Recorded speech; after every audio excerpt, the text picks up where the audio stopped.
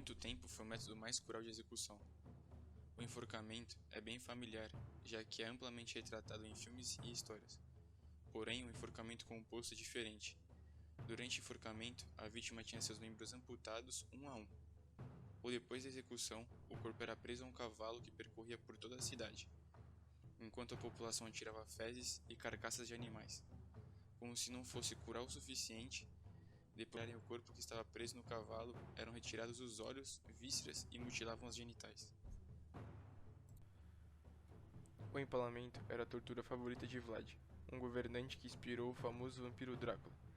Os guardas de Vlad, que já tinham certa experiência nesse método de tortura, usavam toras de madeira afiadas nas pontas para introduzirem suas vítimas, através do ânus, vagina ou umbigo. As vísceras eram dilaceradas lentamente enquanto o corpo ia descendo pela longa estaca de madeira.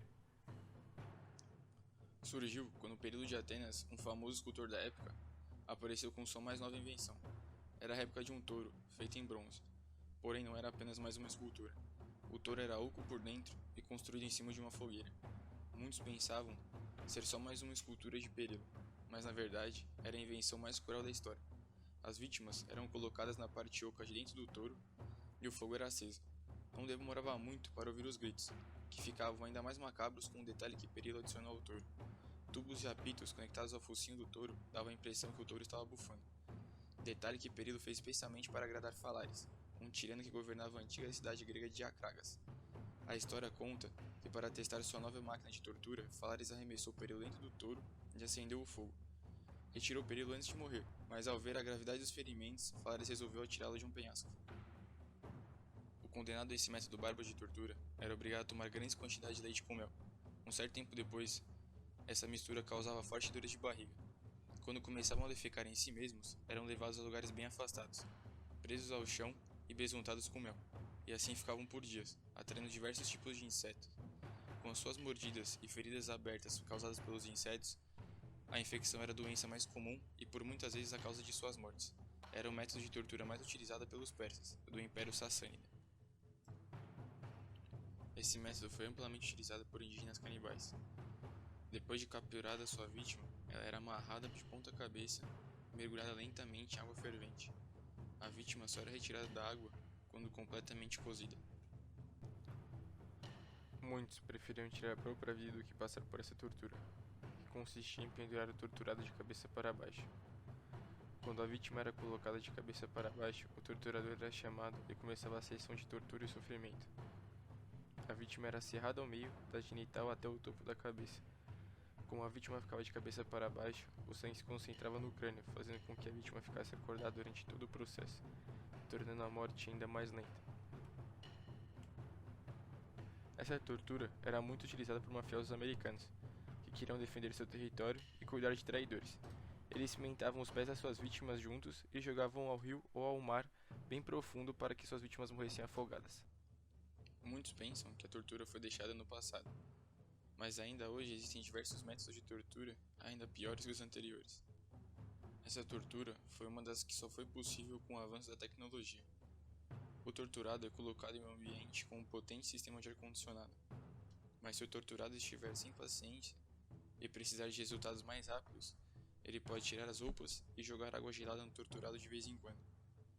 Sua origem tem data nos anos 60, no Mississippi, e foi usada em países como Vietnã e Filipinas.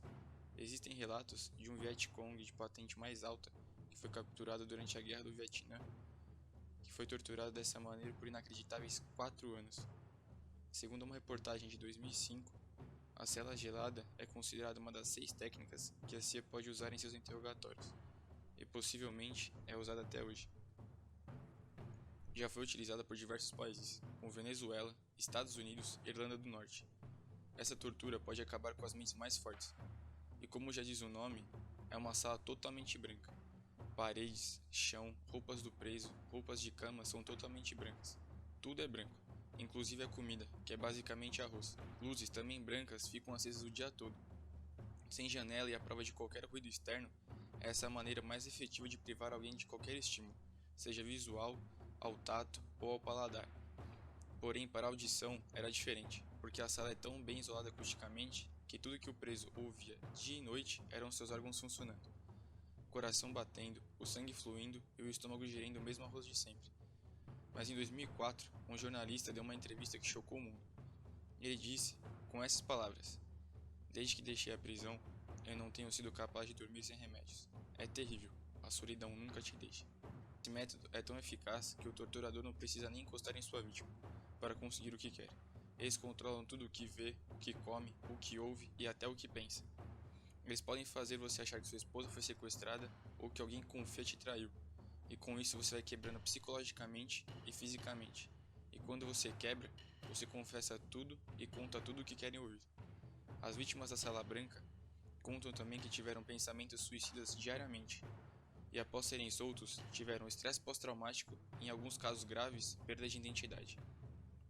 Obrigado por assistir mais um vídeo do nosso canal. Não se esqueça de deixar o like, se inscrever e ativar o sininho de notificações e compartilhar o vídeo com seus amigos. Até o próximo vídeo.